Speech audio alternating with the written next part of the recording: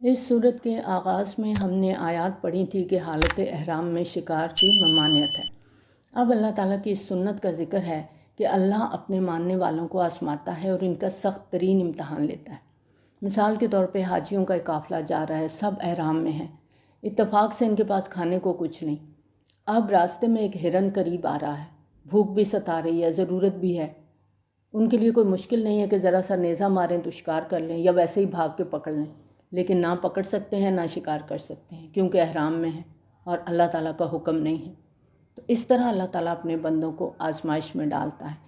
یا ایھا الذین آمنوا لیبلونکم اللہ بشیء من الصید، اہل ایمان، اللہ تعالیٰ تمہیں لازماً آزمائے گا کسی ایسے شکار کے ذریعے جس کو پہنچتے ہوں گے تمہارے ہاتھ ہونے سے، تاکہ اللہ دیکھ لے ان لوگوں کو جو غیب میں ہوتے ہوئے بھی اس سے ڈرتے ہیں۔ یہ ہے تقویٰ۔ شکار پہنچ میں ہے، ہاتھوں میں نیزے بھی ہیں، ضرورت بھی ہے، لیکن مجبور ہیں کیونکہ احرام باندھا ہوا ہے۔ تو جس کے دل میں ایمان ہوگا وہ اپنی بھوک تو برداشت کر لے گا، اللہ کے حکم کو نہیں توڑے گا۔ یہ ہے تقویٰ کی اصل کیفیت اور یہ اللہ کو مطلوب ہے۔ فَمَنِ اعْتَدَىٰ بَعْدَ ذَلِكَ فَلَهُ عَذَابٌ عَلِيمٌ، اب اس کے بعد جس نے زیادتی کی تو اس کے لیے دردناک عذاب ہے۔ اے ایمان والو، جب تم احرام کی حالت میں ہو تو کسی شکار کو قتل مت کرو، تو جو کوئی تم میں سے اسے قتل کر بیٹھے جان بوجھ کر تو پھر اس کا کفارہ ہوگا اس طرح کا ایک چوپایا جیسا کہ اس نے قتل کیا، یعنی کفارے کے طور پر اللہ تعالیٰ کی راہ میں ویسا ہی چوپایا صدقہ کیا جائے گا۔ یعنی اگر کسی نے ہرن مارا ہے تو بکری یا بھیڑ دی جائے گی، اگر کسی نے نیل گائے ماری ہے تو گائے بطور کفارہ دینا ہوگی۔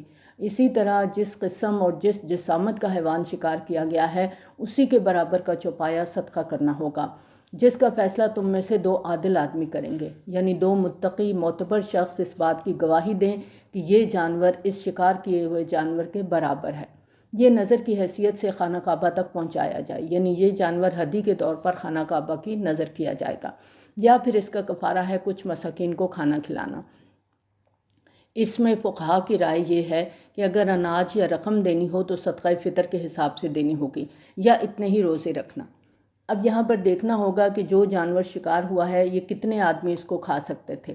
جتنے آدمی کھا سکتے تھے اتنے آدمیوں کو کھانا کھلایا جائے گا یا اتنے دن کے روزے رکھے جائیں گے تاکہ وہ اپنے کیے کی سزا چکھے۔ اللہ معاف کر چکا ہے جو پہلے ہو چکا، لیکن جو کوئی پھر ایسا کرے گا تو اللہ اس سے انتقام لے گا، اور یقیناً اللہ تعالیٰ زبردست ہے، انتقام لینے والا ہے۔ اُحِلَّ لَكُمْ صَيْدُ الْبَحْرِ وَطَعَامُهُ، البتہ تمہارے لیے حلال کر دیا گیا سمندر کا شکار اور اس کا کھانا۔ دیکھیں اللہ تعالیٰ کتنے رحیم ہیں۔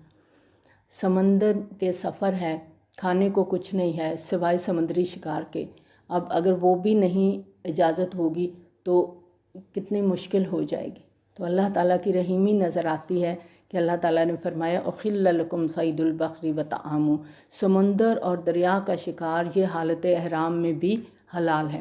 حاجی لوگ اگر کشتیوں میں بحری جہازوں کے ذریعے سفر کر رہے ہوں تو احرام کی حالت میں بھی مچھلی وغیرہ کا شکار کر سکتے ہیں، تمہارے لیے اور مسافروں کے لیے زاد راہ کے طور پر، یعنی کہ یہ کھانے کے لیے تمہاری خوراک کے لیے تمہیں اجازت ہے، لیکن خشکی پر شکار کرنا تمہارے لیے حرام کر دیا گیا ہے جب کہ تم احرام میں ہو، کیونکہ خشکی میں اور بھی چیزیں اویلیبل ہو سکتی ہیں جس سے آپ اپنی بھوک مٹا سکتے ہیں، اس لیے یہاں دوبارہ ذکر کیا گیا کہ خشکی پر شکار کرنا تمہارے لیے حرام ہے جب تم احرام کی حالت میں ہو۔ وَاتَّقُوا اللَّهَ الَّذِي إِلَيْهِ تُحْشَرُونَ، اللہ کا تقوی اختیار کیے رکھو جس کی طرف تمہیں جمع کیا جائے گا۔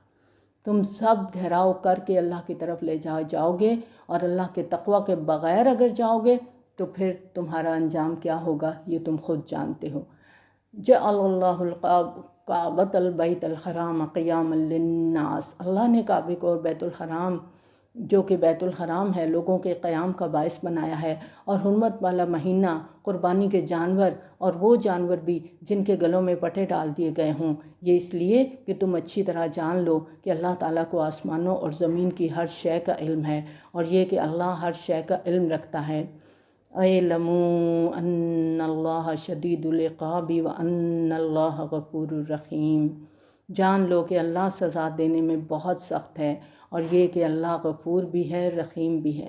اگر تم اللہ کی بات نہیں مانتے تو یہاں پر اللہ تعالیٰ کی دونوں شانیں جلوہ گر ہو رہی ہیں۔ یہ فیصلہ اب تم نے کرنا ہے۔ جن چیزوں سے اللہ تعالیٰ نے منع کیا ہے ان سے بچتے ہو یا نہیں بچتے؟ تم اپنے آپ کو اس کی کس شان سے جوڑ رہے ہو؟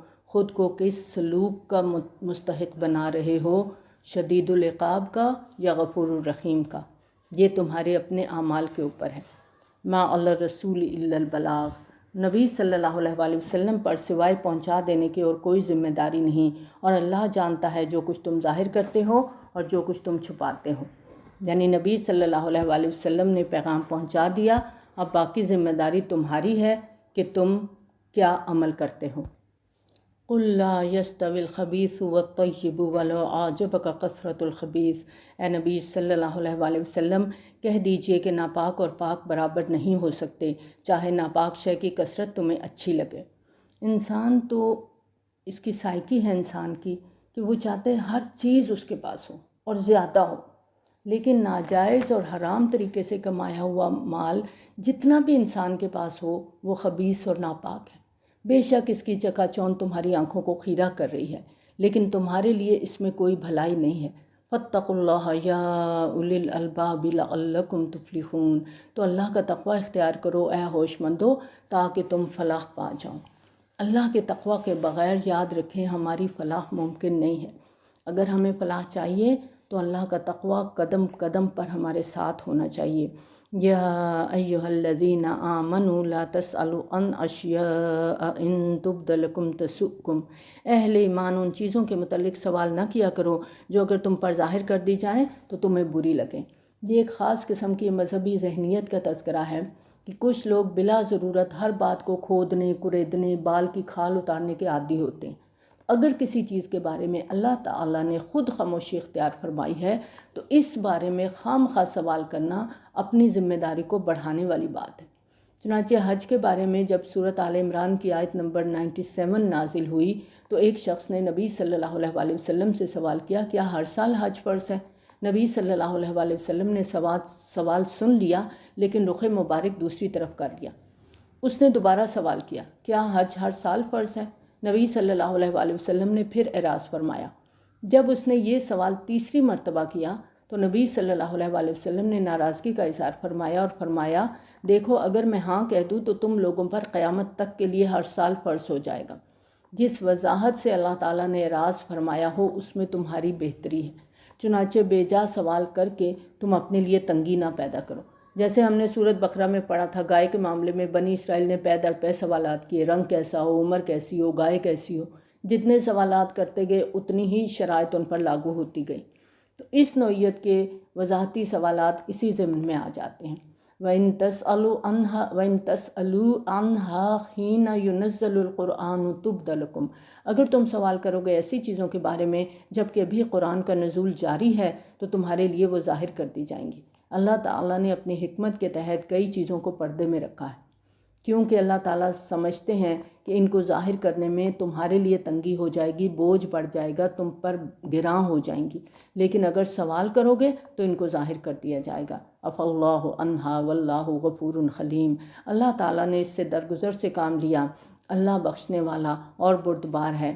کچھ چیزوں کے بارے میں جو اللہ تعالیٰ نے تم پر نرمی کی ہے، تمہیں تنگی سے بچایا ہے، وہ اس لیے ہے کہ وہ غفور حلیم ہے، وہ بخشنے والا ہے، وہ بردبار ہے۔ آگے ان 4 چیزوں کا ذکر آ رہا ہے جو اہل عرب کے ہاں بہت زیادہ مقدس ہو گئی تھی، یعنی اللہ تعالیٰ کے 4 شعائر کے مقابلے میں اب 4 چیزوں کا ذکر ہے۔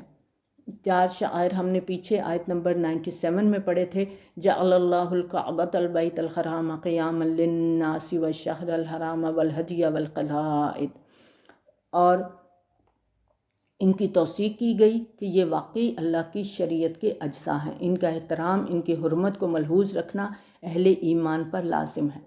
اب یہاں توجہ دلائی جا رہی ہے کہ کچھ چیزیں تمہارے ہاں ایسی رائج ہیں جو دور جاہلیت کے مشرکانہ اوہام ہیں۔ چنانچہ فرمایا، ما جعل اللہ من بحیرۃ ولا سائبۃ ولا وسیلۃ ولا خام، اللہ نے نہ تو بحیرہ کو کچھ چیز بنایا، نہ سائبہ، نہ وسیلہ اور نہ خام۔ ان چیزوں کے تقدس کی اللہ کے ہاں کوئی سند نہیں ہے۔ بحیرہ ایسا جانور تھا ان کے ہاں جس کا دودھ بتوں کے نام کر دیا جاتا تھا اور کوئی بھی اس دودھ سے خود فائدہ نہیں اٹھاتا تھا۔ سائبہ وہ جانور تھا جو بتوں کے نام پر چھوڑ دیا جاتا تھا۔ وسیلہ اس اونٹنی کو کہتے تھے جو مسلسل مادہ بچوں کو جنم دیتی اور درمیان میں کوئی نر بچہ پیدا نہ ہوتا، اسے بھی بتوں کے نام پہ چھوڑ دیا جاتا تھا۔ اور حام اس نر اونٹ کو کہتے تھے جو ایک خاص تعداد میں بچے دے چکا ہوتا تھا، اسے بھی بتوں کے نام پہ چھوڑ دیا جاتا تھا۔ اس طرح کے جانوروں کو بتوں کے نام منسوب کر کے آزاد چھوڑا جاتا کہ کوئی انہیں ہاتھ نہیں لگا سکتا، کوئی ان سے فائدہ نہیں اٹھا سکتا، نہ ان کا گوشت کھایا جا سکتا ہے، نہ صدقہ کیا جا سکتا ہے، نہ ان سے کوئی خدمت لی جا سکتی ہے، صرف ان کا احترام کیا جائے گا۔ لہٰذا واضح کر دیا گیا کہ اللہ تعالیٰ کی طرف سے ایسے کوئی احکامات نہیں دیے گئے، بلکہ فرمایا وَلَٰكِنَّ الَّذِينَ كَفَرُوا يَفْتَرُونَ عَلَى اللَّهِ الْكَذِبَ وَأَكْثَرُهُمْ لَا يَعْقِلُونَ، لیکن یہ کافر اللہ پر جھوٹ کرتے ہیں اور ان کی اکثریت عقل سے آ رہی ہے، بغیر سوچے سمجھے اللہ کی طرف جھوٹی باتیں منسوب کر رہے ہیں۔ وَإِذَا قِيلَ لَهُمْ تَعَالَوْا إِلَىٰ مَا أَنزَلَ اللَّهُ وَإِلَى الرَّسُولِ، اور جب انہیں کہا جاتا ہے کہ آؤ اس چیز کی طرف جو اللہ نے نازل فرمائی ہے، اور آؤ اللہ کے رسول صلی اللہ علیہ وآلہ وسلم کی طرف، وہ کہتے ہیں ہمارے لیے وہی کافی ہیں جن پر ہم نے اپنے آباء و اجداد کو پایا۔ یعنی ہمارے آباء و اجداد جو سالہ سال سے ان چیزوں پر عمل کرتے چلے آ رہے تھے، تو کیا وہ جاہل تھے؟ آج بھی آپ یہی باتیں سنتے ہیں۔ کسی بھی رسم کے بارے میں، کسی بھی بدعت کے بارے میں آپ کسی کو بتاتے ہیں کہ دین میں اس کی کوئی سند نہیں ہے، صحابہ کرام رضی اللہ تعالیٰ عنہم کے ہاں بھی اس کا کوئی وجود نہیں تھا، تو وہ یہی جواب دیتے ہیں کہ ہمارے تو نسل در نسل یہ عمل چلا آ رہا ہے۔ اللہ تعالیٰ اس بات کا جواب دے رہے ہیں۔ اَوَلَوْ كَانَ آبَاؤُهُمْ لَا يَعْلَمُونَ شَيْئًا وَلَا يَهْتَدُونَ، خواہ ان کے آباء و اجداد ایسے ہی ہوں کہ نہ انہیں کوئی علم ہو، نہ ہی وہ ہدایت پر ہوں۔ یعنی جیسے تم اللہ کی مخلوق ہو، ویسے ہی تمہارے باپ دادا بھی مخلوق تھے۔ اگر تم غلط کام کر سکتے ہو، غلط آراء قائم کر سکتے ہو، تو وہ بھی غلط کار ہو سکتے تھے۔ اگر وہ ایک غلط کام کر رہے تھے، اب تمہارے پاس قرآن آ گیا ہے، آیات آ گئی ہیں، اب تو تم باز آ جاؤ، اب تو تم رک جاؤ، اس گمراہی سے اپنے آپ کو نکال لو۔ دیکھیں اس سے پہلے ہم بھی بہت سی بدعات میں مبتلا تھے، لیکن قرآن پڑھا، الحمدللہ اللہ تعالیٰ کے احکامات کی سمجھ آئی، اور اس کے باوجود اگر ہم وہ کام کرتے چلے جا رہے ہیں، تو پھر یہاں پر اللہ تعالیٰ نے صاف طور پر بتا دیا کہ کیا تمہارے آباء و اجداد اگر ہدایت پر نہیں تھے، اگر وہ لا علم تھے، تو کیا تم بھی لا علمی کی زندگی گزارو گے؟ یا ایہا الذین آمنوا علیکم انفسکم، اے لوگو جو ایمان لائے ہو، تم پر ذمہ داری ہے اپنی جانوں کی، جو کوئی گمراہ ہو جائے تو وہ تمہیں نقصان نہیں پہنچا سکتا جبکہ تم ہدایت پر ہو۔ اللہ ہی کی طرف تم سب کو لوٹ کر جانا ہے، اور وہ تمہیں بتا دے گا جو کچھ تم کرتے رہے۔ یہ آیت اس لحاظ سے بہت اہم ہے کہ اس کا ایک غلط مطلب دور صحابہ رضی اللہ تعالیٰ عنہم میں بھی کچھ لوگوں نے نکال لیا تھا، اور وہ یہ کہ دعوت اور تبلیغ کی کوئی ذمہ داری ہم پر نہیں ہے، ہر ایک پر اپنی ذات کی ذمہ داری ہے۔ کوئی کیا کرتا ہے دوسرے کو غرض نہیں ہونی چاہیے، کیونکہ قرآن کہہ رہا ہے کہ آمن علیکم انفسکم، تم پر ذمہ داری اپنی جانوں کی۔ اگر تم ہدایت پر ہو تو جو گمراہ ہیں وہ تمہارے کچھ نہیں بگاڑ سکتے۔ لہٰذا ہر کسی کو بس اپنا عمل درست رکھنا ہے۔ کوئی دوسرا شخص اگر غلط کام کرتا ہے تو اسے خام خواہ روکنے ٹوکنے کی، اس کی ناراضگی مول لینے کی، امر بالمعروف اور نہی عن المنکر کی کوئی ضرورت نہیں ہے۔ اور یہ باتیں جب حضرت ابوبکر صدیق رضی اللہ تعالیٰ عنہ کے علم میں آئیں تو آپ نے باقاعدہ ایک خطبہ دیا کہ لوگوں میں دیکھ رہا ہوں کہ تم اس آیت کا غلط مطلب سمجھ رہے ہو۔ اس کا مطلب یہ ہے کہ تمہاری ساری تبلیغ، ساری کوشش امر بالمعروف اور نہی عن المنکر کے لیے ایک ایک قدم اٹھانے کے باوجود اگر کوئی شخص گمراہ رہتا ہے تو اس کا تم پر کوئی وبال نہیں ہے۔ سورۃ بقرہ میں ہم نے پڑھا تھا آیت نمبر 119 میں وَلَا تُسْأَلُوا عَنْ أَصْحَابِ الْجَحِيمِ، یاد ہے نا؟ نبی صلی اللہ علیہ وآلہ وسلم سے خطاب تھا کہ آپ سے جہنمیوں کے بارے میں نہیں پوچھا جائے گا۔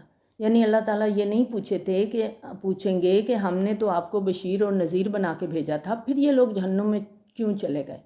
دعوت، تبلیغ، نصیحت، واعظ، امر بالمعروف اور نہی عن المنکر یہ فرائض میں ہیں، اور اس آیت کی روح سے یہ فرائض ساقط نہیں ہوتے، بلکہ اس آیت کا درست مفہوم یہ ہے کہ تمہاری کوشش کے باوجود اگر کوئی شخص نہیں مانتا تو تمہاری ذمہ داری پوری ہو گئی۔ فرض کیجئے کہ کسی کا بچہ آوارہ ہو گیا ہے، اب والدین امکانی حد تک کوشش کر رہے ہیں اس کو راہ راست پر لانے کی، لیکن وہ نہیں مان رہا، وہ راہ راست پر نہیں آ رہا، تو ظاہر ہے کہ انہوں نے کوئی کمی نہیں چھوڑی اس کو سمجھانے میں، اس کی اصلاح میں۔ تو اللہ کی طرف سے اب جو بچے کی گمراہی کا وبال ہے وہ والد پہ نہیں آئے گا، کیونکہ والد نے آخر وقت تک ایفرٹ کی، لیکن بچہ اپنی جو من مانی ہے اس نے پریفر کیا، بچے نے وہ کیا جو اس کا نفس نے اس کو کہا، اس نے نفس کی بات مانی، اس نے دین کو نہیں دیکھا، اس نے والد کی نصیحت کو نہیں دیکھا، تو اب اس کی گمراہی کا وبال اس پر ہوگا، والد پر نہیں ہوگا۔ یا ایھا الذین آمنوا شہادۃ بینکم اذا حضر احدکم الموت حین الوصیۃ اثنان ذوی عدل منکم، اہل ایمان تمہارے درمیان شہادت کا نصاب ہے جب کہ تم میں سے کسی کو موت آ جائے اور وہ وصیت کر رہا ہو تو تم میں سے 2 معتبر اشخاص موجود ہوں، یعنی 2 گواہ موجود ہوں، یعنی موت سے پہلے وصیت کے وقت اپنے لوگوں میں سے 2 مرد گواہ مقرر کر لو۔ اور یہ بات ہمیں واضح ہونی چاہیے مائنڈ کے اندر کہ وصیت کل ترکے کی 1/3 سے زیادہ نہیں کی جا سکتی۔ یا دوسرے 2 آدمی تمہارے غیروں میں سے، اگر تم زمین میں سفر پر نکلے ہوئے ہو اور حالت سفر میں تمہیں موت کی مصیبت پیش آ جائے، یعنی حالت سفر میں تھے، موت کا وقت آ گیا ہے، اب وہ وصیت کرنا چاہتا ہے، ایسی صورت میں گواہان جو ہیں وہ غیر قوم کے یا کسی دوسری بستی کے، کسی دوسری برادری کے مقرر کیے جا سکتے ہیں۔ لیکن عام حالات کے اندر اپنی بستی، اپنے خاندان کے لوگ جو ہیں وہی گواہ مقرر کیے جائیں گے۔ کوئی شخص انتقال کر رہا ہے تو وصیت کے وقت اپنے لوگوں، رشتہ داروں، قرابت داروں میں سے 2 معتبر آدمیوں کو چنے گا۔ لیکن اگر ایسی صورت نہیں ہے، کسی پردیس میں ہے، تو وہاں پر پھر وہاں کے 2 معتبر شخص جو ہیں وہ بطور گواہ لیں گے۔ اب بعض اوقات ہوتا ہے کہ انسان سفر میں تھا، اس نے کوئی وصیت کی، اب جو گواہ اس نے مقرر کیے تھے ان کے بارے میں میت کے وارثوں کو شک ہو گیا ہے کہ یہ صحیح وصیت نہیں کر رہے، انہوں نے وصیت میں کچھ تبدیلی کی ہے، تو اس کا یہاں پر طریقہ بتایا جا رہا ہے۔ تم تحبسونہما من بعد الصلاۃ، تم ان دونوں گواہوں کو نماز کے بعد مسجد میں روک لو، یعنی جب وصیت کے بارے میں متعلقہ لوگ پوچھیں، کوئی شک کا احتمال ہو، تو اب نماز کے بعد دونوں گواہوں کو مسجد میں روک لیا جائے گا۔ پھر وہ دونوں اللہ کی قسم کھائیں اگر تمہیں شک ہے۔ اگر تمہیں شک ہے کہ انہوں نے وصیت کو بدل دیا ہے تو اب ان سے قسم اٹھواؤ۔ وہ نماز کے بعد مسجد میں حلف کی بنیاد پر شہادت دیں اور اس طرح کہیں لا نشتری بہ ثمنا ولو کان ذا قربا، ہم اس کی کوئی قیمت وصول نہیں کریں گے اگرچہ کوئی قرابت دار ہی کیوں نہ ہو۔ یعنی اس شہادت سے نہ تو ہم خود کوئی ناجائز فائدہ اٹھائیں گے، نہ کسی کے حق میں کوئی ناانصافی کریں گے، نہ کسی رشتہ دار عزیز کو کوئی ناجائز فائدہ پہنچائیں گے۔ ولا نکتم شہادت اللہ، اور نہ ہم اللہ کی گواہی کو چھپائیں گے۔ آپ دیکھیں شہادت اللہ کتنی عظیم شے ہے، اللہ کی گواہی، اللہ کی طرف سے امانت۔ انا اذا لمن الآثمین، اگر ہم ایسا کریں یعنی اگر ہم جھوٹ بولیں تو یقیناً ہم گناہ گاروں میں شمار ہوں گے۔ فَإِنْ عُثِرَ عَلَىٰ أَنَّهُمَا اسْتَحَقَّا إِثْمًا، پھر اگر معلوم ہو جائے کہ ان دونوں نے جھوٹ بول کے گناہ کمایا ہے، یعنی میت کے جو وارث ہیں ان کا خیال ہے کہ یہ جھوٹ بول رہے ہیں، تو پھر کیا ہوگا کہ انہوں نے حلفیہ بیان بھی غلط دیا ہے، وصیت میں ترمیم بھی کی ہے، اور اس کے باوجود یہ نماز کے بعد مسجد کے اندر حلف اٹھا کے بات کر رہے ہیں، تو اب کیا ہوگا؟ فآخران یقومان مقامہما، اب 2 اور لوگ ان کی جگہ کھڑے ہوں گے، ان لوگوں میں سے جن کی حق تلفی کی ہے ان پہلے 2 لوگوں نے، یعنی یہ میت کے وارث اب 2 کھڑے ہوں گے اور یہ کہیں گے کہ یہ ہمارا حق تلف کر رہے ہیں، انہوں نے وصیت کے اندر خیانت کی ہے۔ بس وہ دونوں اللہ کی قسم کھائیں کہ ہماری گواہی زیادہ برحق ہے ان دونوں کی گواہی سے، اور ہم نے کوئی زیادتی نہیں کی، اگر ایسا ہو تو یقیناً ہم ظالموں میں سے ہوں گے۔ یہ طریقہ کار قریب تر ہے کہ لوگ ٹھیک ٹھیک شہادت پیش کریں، یا کم از کم انہیں خوف رہے کہ ہماری قسمیں ان کی قسموں کے بعد رد کر دی جائیں گی، کیونکہ انہیں معلوم ہوگا کہ اگر ہم نے جھوٹی قسم کھا بھی لی اور دوسرا فریق بھی قسم کھا گیا تو ہمارا منصوبہ ناکام ہو جائے گا، لہٰذا وہ جھوٹی قسم کھانے کی ہمت نہیں کریں گے۔ واتقوا اللہ واسمعوا، اور اللہ کا تقوی اختیار کرو اور سن رکھو۔ واللہ لا یہدی القوم الفاسقین، اللہ ایسے نافرمانوں کو ہدایت نہیں دیتا۔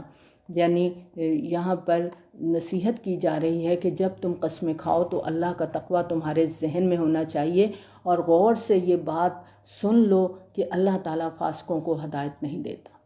جو جھوٹ بول رہا ہے اللہ تعالیٰ جانتا ہے وہ اس کو ہدایت نہیں دے گا، اس کو سزا ملے گی۔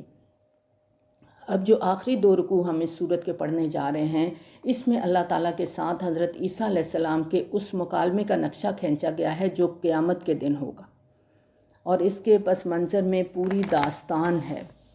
یوم یجمع اللہ الرسل فیقول ماذا اجبتم، اس دن کا تصور کرو جس دن اللہ تعالیٰ تمام رسولوں کو جمع کرے گا اور پوچھے گا آپ لوگوں کو کیا جواب ملا تھا، یعنی آپ لوگوں کی دعوت کے جواب میں آپ کی قوموں نے آپ کے ساتھ کیا معاملہ کیا تھا۔ قالوا لا علم لنا انک انت علام الغیوب، وہ کہیں گے ہمیں تو کچھ پتہ نہیں، تو ہی بہتر جاننے والا ہے غیب کی باتوں کا۔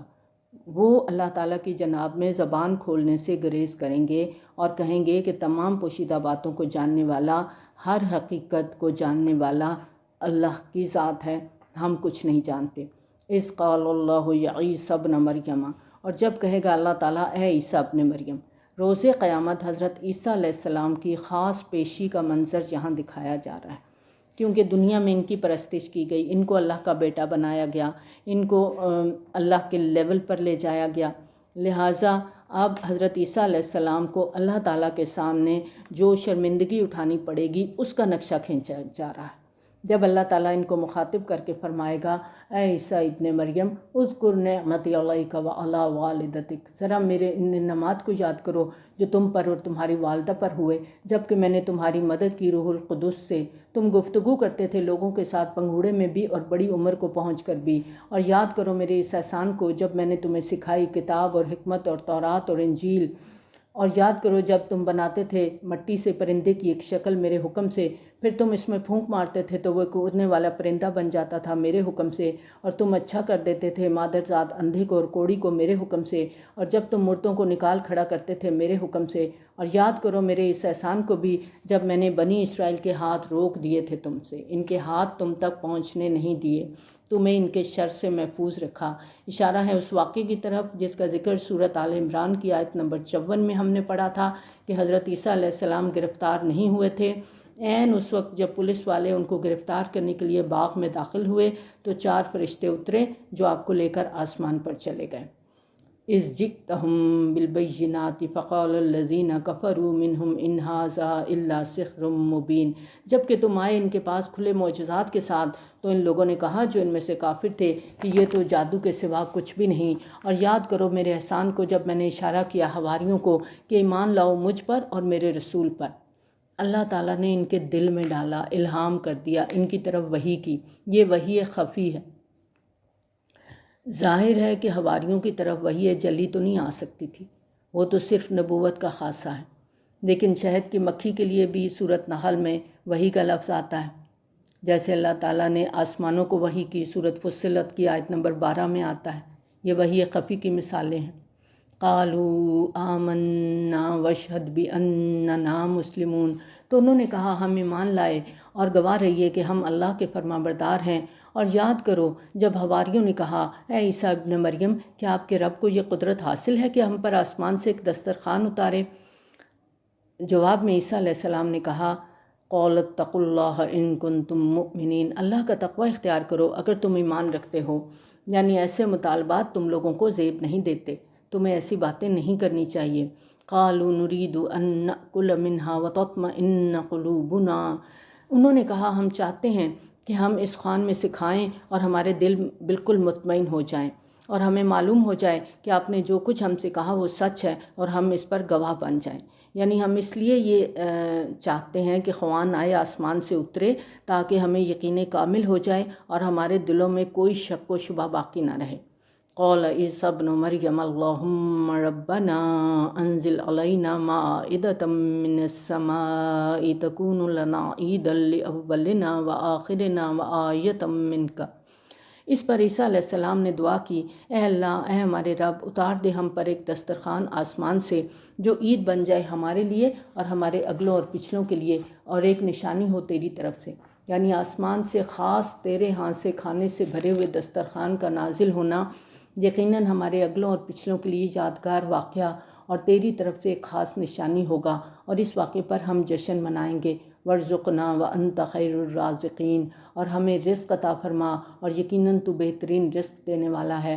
قال اللہ انی منزلھا علیکم، اللہ تعالیٰ نے فرمایا میں نازل کر دوں گا اس کو تم پر، یعنی میں آسمان سے دسترخوان بھیجوں گا، لیکن فمن یکفر بعد منکم فانی اعذبہ عذابا لا اعذبہ احدا من العالمین، لیکن پھر اس کے بعد بھی تم لوگوں میں سے جو کوئی کفر کی روش اختیار کرے گا اس کو میں عذاب میں وہ دوں گا، ایسا عذاب دوں گا جو تمام جہانوں میں سے کسی کو نہیں دیا ہوگا۔ یعنی جب اس طرح کی کوئی کھلا معجزہ سامنے آ جائے گا اس کے بعد بھی جو نہیں مانے گا تو پھر اس کو وہ عذاب دیا جائے گا جو دنیا میں کسی کو نہیں دیا گیا۔ اب اس پیشی کا آخری منظر یہاں پر دکھایا جا رہا ہے، وَإِذْ قَالَ اللَّهُ يَا عِيسَى ابْنَ مَرْيَمَ أَأَنْتَ قُلْتَ لِلنَّاسِ اتَّخِذُونِي وَأُمِّيَ إِلَٰهَيْنِ مِن دُونِ اللَّهِ، اور جب اللہ تعالیٰ فرمائے گا اے مریم کے بیٹے عیسیٰ، کیا تم نے کہا تھا لوگوں سے کہ مجھے اور میری ماں دونوں کو معبود بنا لینا اللہ کے سوا؟ وہ جواب میں عرض کریں گے اے اللہ تو پاک ہے، میرے لیے کیسے روا تھا کہ میں وہ بات کہتا جس کا کہنے کا مجھے کوئی حق نہیں۔ اگر میں نے وہ بات کہی ہوتی تو تیرے علم میں ہوتی، تو جانتا ہے جو کچھ میرے دل میں ہے، میں نہیں جانتا جو تیرے دل میں ہے، یقیناً تمام پوشیدہ حقیقتوں کا جاننے والا تو ہی ہے۔ ما قلت لهم الا ما امرتنی بہ، میں نے ان سے کچھ نہیں کہا مگر وہی جس کا تو نے مجھے حکم دیا تھا، ان اعبدوا اللہ ربی و ربکم، کہ بندگی کرو اللہ کی جو میرا بھی رب ہے اور تمہارا بھی رب ہے۔ وَكُنْتُ عَلَيْهِمْ شَهِيدًا مَا دُمْتُ فِيهِمْ، اور میں ان پر نگران رہا جب تک میں ان میں موجود رہا، یعنی جب تک میں ان کے ساتھ تھا میں ان کی رہنمائی کرتا رہا، ان کی نگرانی کرتا رہا۔ یہاں شہید کا لفظ نگران کے معنی میں آیا ہے۔ فَلَمَّا تَوَفَّيْتَنِي كُنْتَ أَنْتَ الرَّقِيبَ عَلَيْهِمْ، پھر جب تو نے مجھے اٹھا لیا تو تو ہی ان پر نگران تھا، اور یقیناً تو ہر چیز پر گواہ ہے، تو ہر چیز پر نگران ہے، ہر چیز سے باخبر ہے۔ تو جانتا ہے کہ میرے بعد انہوں نے کیا کیا، لیکن میں نے ان کو ایسی کوئی تلقین نہیں کی، میں نے تو ان کو ایک ہی سبق دیا تھا، ان اعبدوا اللہ ربی و ربکم، کہ ایک اللہ کی عبادت کرو جو میرا بھی رب ہے اور تمہارا بھی رب ہے۔ ان تعذبہم فانہم عبادک، اگر تو انہیں عذاب دے تو یہ تیرے بندے ہیں، تجھے پورا اختیار ہے، یہ تیری مخلوق ہے۔